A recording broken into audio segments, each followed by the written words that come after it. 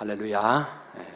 오늘 아침 우리에게 주시는 말씀 사도행전 4장 13절에서 22절 말씀입니다. 사도행전 4장 13절에서 22절 함께 교독하겠습니다.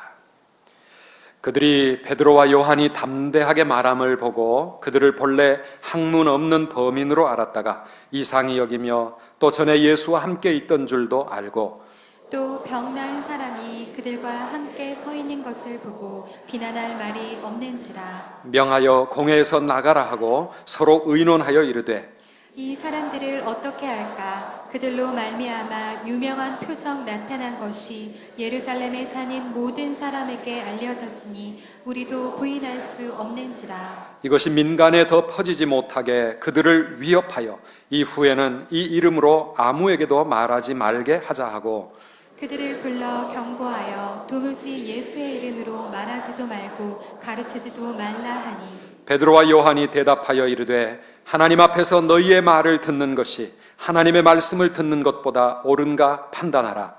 우리는 보고 들은 것을 말하지 아니할 수 없다 하니 관리들이 백성들 때문에 그들을 어떻게 처벌할지 방법을 찾지 못하고 다시 위협하여 놓아 주었으니 이는 모든 사람이 그 된 일을 보고 하나님께 영광을 돌림이라. 이 표적으로 병 나은 사람은 40여 세나 되었더라. 아멘. 복음의 능력이 우리의 삶 가운데 나타나고 우리의 삶이 하나님 앞에 날마다 개혁되어 갈 때, 그럴 때 건강한 성장이 교회적으로나 우리 개인의 삶에서 이루어지리라고 하는 그런 고백입니다. 사랑하는 여러분, 오늘 우리가 복음의 능력을 붙잡고 이 세상에서 그렇게 살아가야 될 줄 믿습니다. 우리 예수님은 빛으로 이 어두운 세상에 오셨지 않습니까? 그래서 그의 복음은 우리를 모든 어두움으로부터 벗어나게 만들고 우리를 빛의 자녀로 변화시키시는 줄 믿습니다. 그리고 우리 자신뿐만 아니라 그 복음이 전해지는 곳마다 세상의 어두움을 몰아내고 이 세상을 하나님의 나라로 그렇게 변화시켜 가는 것입니다. 그리고 이 복음을 믿고 이 복음을 따라 살아가는 성도는 더 이상 세상에 휩쓸려가는 온도계 같은 그런 삶이 아니라 뭐처럼 살아야 된다고요? 온도 조절계가 돼야 돼. 벌써 잊어버리셨습니까? 한 주간 지났는데 저 또 뭔 소린가? 온도계야 봐. 온도 조절계. 지난 한 주간도 어두운 세상 속에서 여러분들이 하나님의 백성으로 살아가면서 세상에 함께 타협하고 휩쓸려가는 그런 온도계와 같은 그런 존재가 아니라 온도 조절계로서 내가 있는 우리 가정, 또 내 직장과 학교와 우리의 삶의 현장, 이 나라, 이 사회를 하나님이 기뻐하시는 그러한 곳으로 변화시켜 나가는 온도 조절계의 삶을 살아가시기를 주님의 이름으로 축원합니다. 그렇게 한 주간 동안 열심히 힘들지만 달려오셨는데 오늘 또 하나님께서 우리에게 성령의 능력과 큰 은혜 주셔서 또 한 주간을 그렇게 승리하며 가야 될 줄 믿습니다. 그래서 우리 성도는 세상을 바꾸어 가는 사람입니다. 세상을 따라가는 사람이 아니라 세상에 도전하는 사람들입니다. 아멘이십니까? 그리고 오늘 본문의 제목이 세상에 도전하라 하는 말씀입니다. 한번 따라 합시다. 세상에 도전하라. 세상에 도전하라. 네. 여러분, 세상에 도전하는 그런 사람들 되시기를 축복합니다. 어떻게 우리가 세상을 향해서 감히 도전할 수 있을까요? 어떻게 이 어두운 세상에 빛으로 그렇게 살아가 세상을 변화시킬 수 있습니까? 오늘 말씀을 통해서 우리 함께 주님의 음성을 듣기를 원합니다. 첫째는 믿음의 담대함으로 우리는 세상에 도전하는 사람들입니다. 한번 따라 합시다. 믿음의 담대함으로. 오늘 우리가 읽은 이 본문은 예수님이 부활하신 후에 초대교회가 당하고 있는 엄청난 핍박과 고난을 우리들에게 보여주는 장면입니다. 사도행전 4장을 앞부분을부터 읽어보면은 예수님을 십자가에 못 박아 죽였던 유대교 지도자들은 예수를 따르는 예수님의 제자들, 초대교회 성도들을 감옥에 가두고 그들을 협박하고 위협했습니다. 성도는 세상의 권세를 가진 사람들이 아닙니다. 세상에 무슨 힘을 갖고 있지 않기 때문에 세상으로부터 핍박도 받고 박해도 당합니다. 고난도 당합니다. 그러나 그럼에도 불구하고 우리는 세상에 굴복하지 않습니다. 오늘 본문 18절에서 20절까지의 말씀을 다시 한번 같이 읽어보도록 하겠습니다. 18절입니다. 그들을 불러 경고하여 도무지 예수의 이름으로 말하지도 말고 가르치지도 말라 하니 베드로와 요한이 대답하여 이르되 하나님 앞에서 너희의 말을 듣는 것이 하나님의 말씀을 듣는 것보다 옳은가 판단하라. 우리는 보고 들은 것을 말하지 아니할 수 없다 하니. 아멘. 베드로, 요한, 초대교회 성도들은 사람의 말, 그 말에 따라 우리가 살아야 되겠는가? 아니면 하나님의 말씀에 순종하며 살아야 되겠는가? 너희들이 한번 생각해봐라 하면서 담대하게 세상을 향해 도전했습니다. 우리는 하나님께 순종하며 사는 사람들이라 하는 것입니다.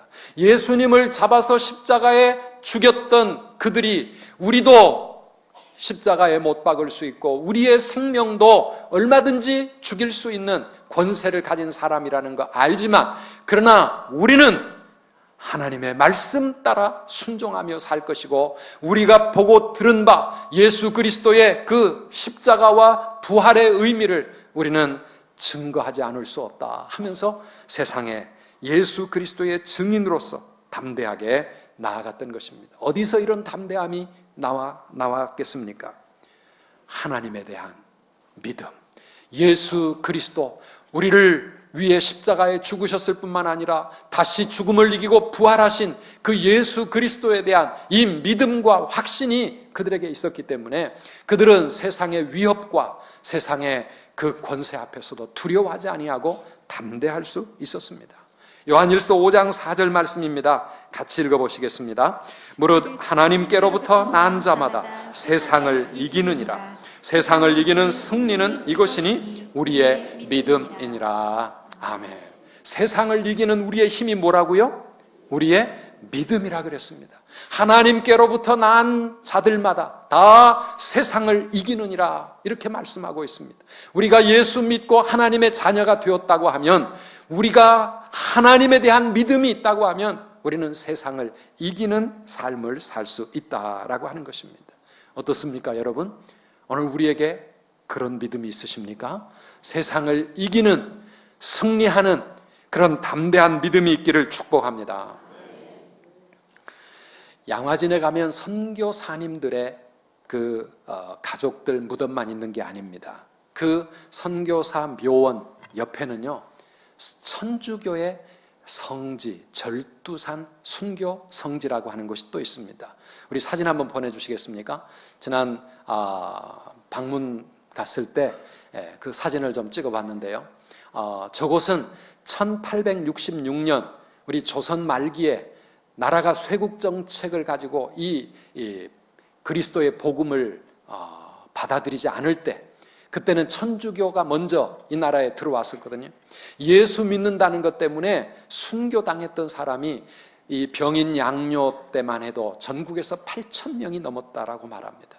저 양화진에 절두산이라고 이름 붙여진 저곳에서 예수 믿는 사람들이 끌려와서 그곳에서 머리가 잘려 참수를 당했습니다. 그 형상이 저렇게 돌로 만들어져 있고요. 거기에 자세히 보면 이 사람의 모습이 돌로 새겨져 있습니다. 저 사람들이 그때에 저곳에서 목베어 죽임당한 순교자들입니다. 그들의 이름이 다 밝혀져 있지는 않습니다. 그러나 그들의 이름이 저 돌 뒷면에 새겨져 있는데요. 이름이 하나하나 있는데 이름 없는 사람들이 너무 많습니다. 그냥 김씨, 이씨, 아니면 백정, 또 심지어 무명씨, 이름조차 알 수 없는 그런 사람들이 예수 믿는다는 것 때문에 순교자가 되었습니다. 그때에 지금으로부터 벌써 많은 세월이 지나갔지만 그 가난하고 힘들었던 그 시절, 배운 것도 없던 그 사람들이었지만 예수 그리스도에 대한 신앙 때문에 믿는 자들을 죽이려고 하는 세상의 권세 앞에서 끝까지 믿음을 지키다가 목이 잘려나간 그러한 순교자들이 저기 있습니다. 사랑하는 여러분, 오늘 우리의 믿음은 지금 어느 수준일까요? 언제 우리에게 또 그런 일이 닥친다고 한다면 우리는 과연 예수 그리스도에 대한 그 믿음을 지키고 순교자의 자리를 두려움 없이 갈 수 있을까? 북한 우리 동포들이 지금도 예수 믿는 것이 발각이 되면 어디론가 끌려가서 정말 무참하게 고난을 당하다가 죽임을 당하고 있는 그런 현실, 먼 나라의 이야기가 아닙니다. IS 때문에 지금 곳곳에서 예수 믿는 기독교인들에 대한 박해가 끊임없이 일어나고 있습니다. 오늘 우리에게 그런 일이 있다고 하면 오늘 여기 앉아 계시는 이 예배 가운데 있는 우리 여러분 모두가 다 예수 신앙 지키다가 기꺼이 하나님 앞에 순교의 제물이 될 수 있을 것인가? 오늘 우리 어떻습니까? 다른 사람들 눈이 두려워서 사람들 앞에서는 밥 먹으면서 기도조차 담대하게 하지 못한 채 그렇게 예수 믿는다고 하는 그러한 내 신앙을 당당하게 밝히지 못하고 살아가는 우리의 모습들과 비교한다고 하면 얼마나 우리가 부끄러운지 모릅니다. 사랑하는 여러분, 오늘 아침 우리의 믿음을 한번 점검해 봅시다. 내 신앙은 과연 담대한 믿음의 확신이 있는가 하는 것입니다. 사무엘상 17장을 읽어보면 나이 어린 소년 다윗은 거대한 장수 골리앗을 향해 이렇게 담대하게 외치며 그 앞에 달려나갑니다. 사무엘상 17장 45절 이하입니다. 다윗이 블레셋 사람에게 이르되 너는 칼과 창과 단창으로 내게 나아오거니와 나는 만군의 여호와의 이름 곧 내가 모욕하는 이스라엘 군대의 하나님의 이름으로 내게 나아가노라.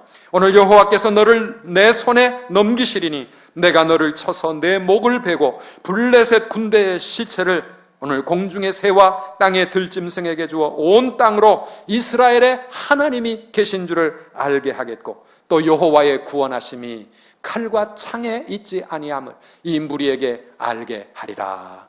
전쟁은 여호와께 속한 것인즉 그가 너희를 우리 손에 넘기시리라.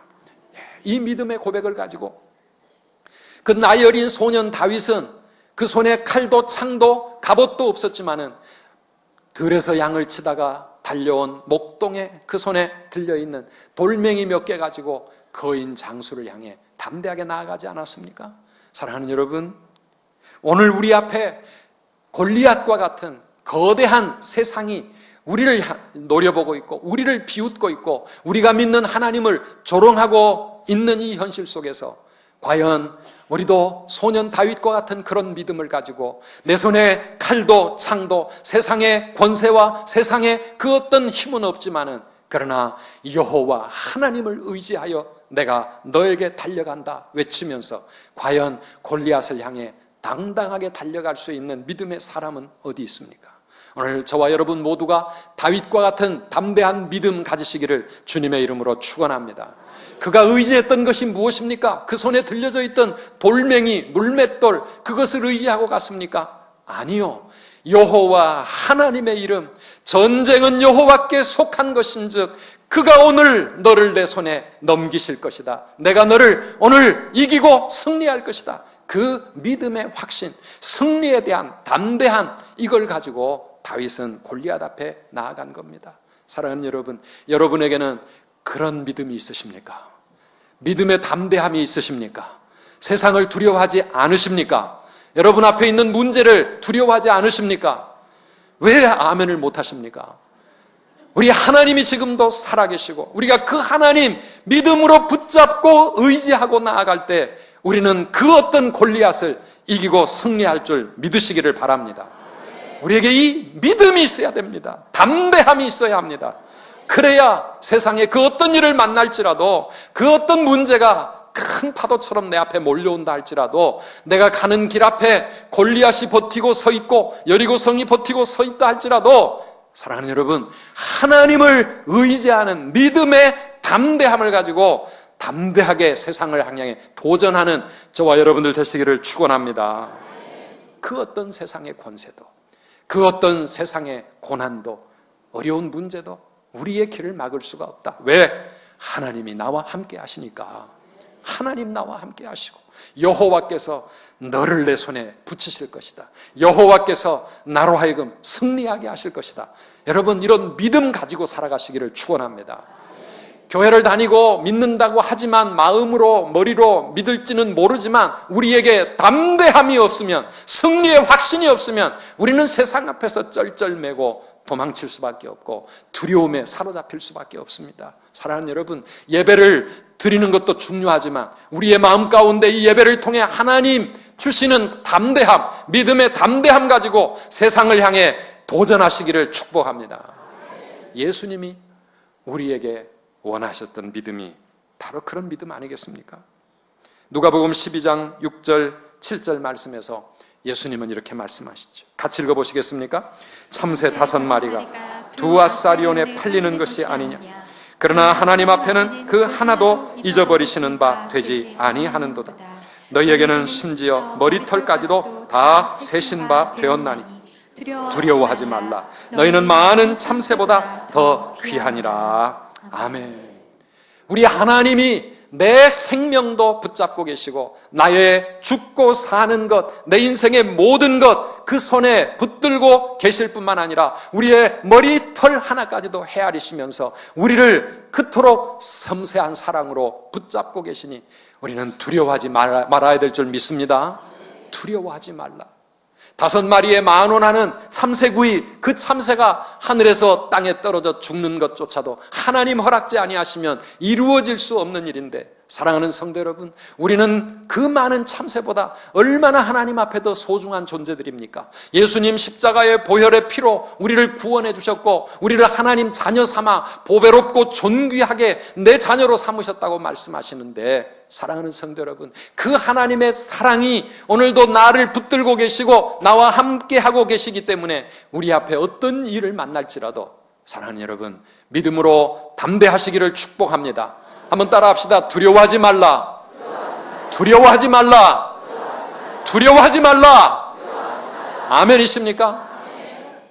이 말씀은 우리에게 어떤 질병도 오지 않고 어떤 사고도 만나지 않고 어떤 고난도 오지 않는다, 그런 뜻은 아닙니다. 때로는 우리에게 고난도 닥치고 어려운 문제도 만날 수 있고 하나님 뜻이 있어서 우리에게 주시는 고난도 있고 심지어는 십자가를 짊어지고 가야 할 때도 있고, 어떤 때는 베드로처럼 죽음 직전에서 하나님이 천사를 보내서 감옥에서 끌어내시고 기적적으로 살려주시기도 하지만은, 때로는 스데반처럼 야고보 사도처럼 순교의 제물이 되도록 하나님께서 그렇게 하시기도 하시겠지만은, 중요한 것은 무엇입니까? 내가 죽고 사는 것이 다 우리 하나님의 그 전능하신 손, 사랑하시는 그 하나님의 손, 그 손에 있는 줄 믿으시기를 바랍니다. 이 하나님을 신뢰하게 되면 우리는 두려워하지 않는다고 하는 것입니다. 우리 하나님이 지금도 살아계시고 우리 삶의 모든 것 다스리는 줄 믿으시기를 축원합니다. 이 믿음의 담대함으로 우리는 세상을 이기고 세상에 도전하는 것입니다. 두 번째로, 이러한 믿음의 담대함과 함께 우리가 세상에 도전할 수 있는 사람이 되기 위해서는 또 하나 필요한 것이 있습니다. 그것은 우리의 거룩한 삶입니다. 거룩한 삶을 가지고 우리는 세상과 싸우고 세상을 이기는 승리자가 될 수 있는 겁니다. 이 거룩, holiness, 이 거룩, 이것이 우리 성도의 힘이요, 교회가 세상에 보여주어야 할 우리의 능력입니다. 이 거룩함이 없다면은 우리에게 그 모든 것들이 다 있다 할지라도 우리는 세상에 아무 힘이 없습니다.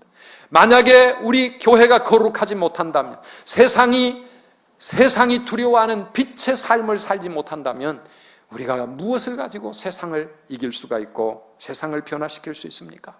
그러나 우리에게 삶의 순결함이 있고 세상과 구별된 거룩한 삶이 있다고 하면 세상에 그 무엇이 다 없다 할지라도 우리는 세상을 향해 큰 소리를 낼 수 있고요, 세상은 우리를 두려워하게 될 줄 믿으시기를 바랍니다.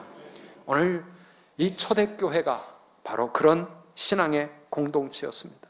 13절 말씀을 보면은 세상 사람들은 그들을 본래 학문 없는 범인으로 알았었습니다. 예수님의 제자들은 그렇습니다, 가방끈이 짧은 사람들이었습니다. 갈릴리 어부들이 대부분이었습니다. 세상 사람들이 보면 무시할 수밖에 없는 그런 사람들이었습니다. 세상 사람들은 학문이 부족한 사람 무시합니다. 돈 없는 사람 무시합니다. 별 잘생기지 못한 사람, 백 없는 사람 무시하며 살아갑니다. 그러나 사랑하는 여러분, 오늘 우리에게 그런 모든 세상의 것들이 없다 할지라도 초대교회 성도들처럼 우리는 세상을 향해 담대히 할 말이 있습니다. 사도행전 3장 6절 이하의 말씀에 보면 베드로는 세상을 향해 이렇게 말합니다. 베드로가 이르되 은과 금은 내게 없거니와 내게 있는 이것을 내게 주노니 무엇을 줬습니까? 나사렛 예수 그리스도의 이름으로 일어나 걸으라, 일어나 걸으라 하고 오른손을 잡아 일으키니 발과 발목이 곧 힘을 얻고 뛰어 서서 걸으며 그들과 함께 성전으로 들어가면서 걷기도 하고 뛰기도 하며 하나님을 찬송하니 그랬습니다. 비록 배운 것도 없고 세상적으로 인간적으로 보면 별 볼 일 없는 그런 사람들이었지만 그들에게 그들이 가졌던 것이 있었습니다. 예수 그리스도의 이름을 그들은 가지고 있었습니다. 복음의 능력이 그들을 통해 나타날 때 세상은 그들 앞에서 할 말을 잃었습니다. 사랑하는 성도 여러분, 오늘 우리가 가진 것은 무엇입니까? 오늘 우리가 가진 것은 무엇입니까? 은과 금을 가지고, 사랑하는 여러분, 그걸 가지고 우리가 세상에서 무엇을 할 수 있겠습니까? 오늘 여러분들이 갖기를 사모하는 것이 무엇입니까? 은입니까? 금입니까? 세상의 물질적인 축복입니까? 그 모든 것들 우리에게 다 없다 할지라도 그러나 우리 성도가 가지고 있어야 될 정말 중요한 것이 무엇입니까? 나사렛 예수 그리스도의 그 이름, 그 이름의 능력, 그 복음의 능력, 예수 그리스도, 그분은 반드시 우리가 가지고 살아야 될 줄 믿습니다. 그렇습니다. 우리가 무엇을 위해 기도하고 있습니까? 은 달라고, 금 달라고, 물질의 복 달라고. 물론 하나님이 그런 축복도 우리에게 주실 수 있겠지만은, 그러나 그거 가지고 세상을 이길 수는 없습니다. 세상은 골리앗처럼 얼마든지 우리보다 더 큽니다. 그러나 우리가 세상에 도전할 수 있는 우리의 강력한 무기가 있다고 하면 우리는 예수 그리스도의 사람이라고 하는 것입니다. 그리스도의 이름이 내 가슴에 있을 뿐만 아니라 우리의 삶을 통하여 예수 그리스도를 나타내 보여줄 수 있을 때 우리는 세상을 향하여 큰 소리를 낼 수 있습니다. 우리 성도들은 세상과 다르게 살아야 될 줄 믿습니다. 세상과 구별된 삶을 살아갈 때, 그럴 때 우리는 거룩한 성도라고 말할 수가 있습니다. 우리 고신교단의 정신이 무엇입니까?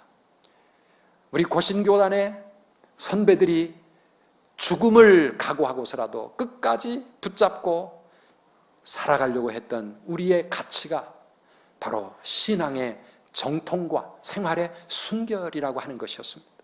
뭐였다고요? 신앙의 정통과 생활의 순결입니다. 하나님을 섬기는 신앙의 이 정통적인 신앙, 세속화된 신앙이 아니라 자유주의 신신학이 아니라 하나님에 대한 올바른 신앙과 그리고 삶의 순결이었습니다. 생활의 순결이었습니다. 우리 선배들은 일제의 현실과 타협하지 않고 신사참배에 모든 사람들이, 모든 교회가 무릎을 꿇을 때에도 우리 고신의 선배들은 끝까지 아니요 하면서 옥고를 치르고 그리고 고난을 기꺼이 감당했습니다. 이번에 우리와 함께 통합된 이 고려교단, 이 고려교단은 그렇게 큰 교단이 아니지만은 얼마 전에 그 교단에 큰 어려움이 생겼습니다.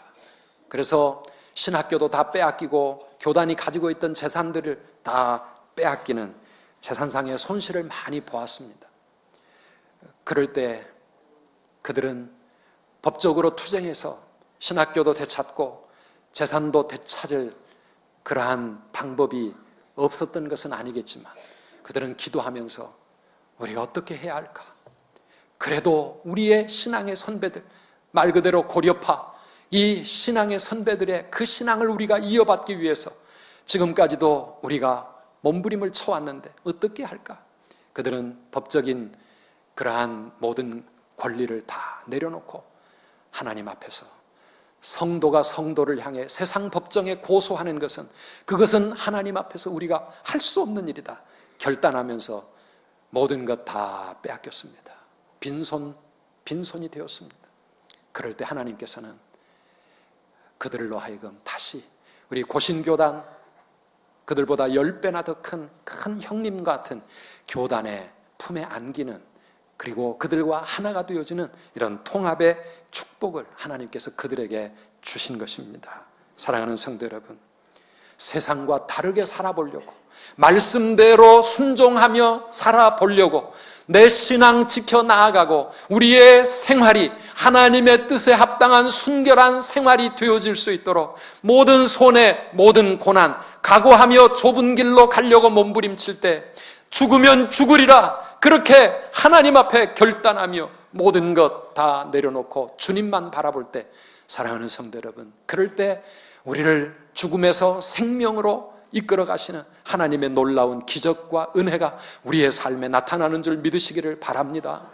다니엘의 세 친구들이 바벨론 왕의 금신상 앞에 다 엎드려 절하라고 하는 왕의 명령 앞에서도 모든 사람들이 무릎을 꿇고 그 신상 앞에 경배하며 그 신상에게 절할 때 우리는 그럴 수 없습니다. 그럴 수 없습니다.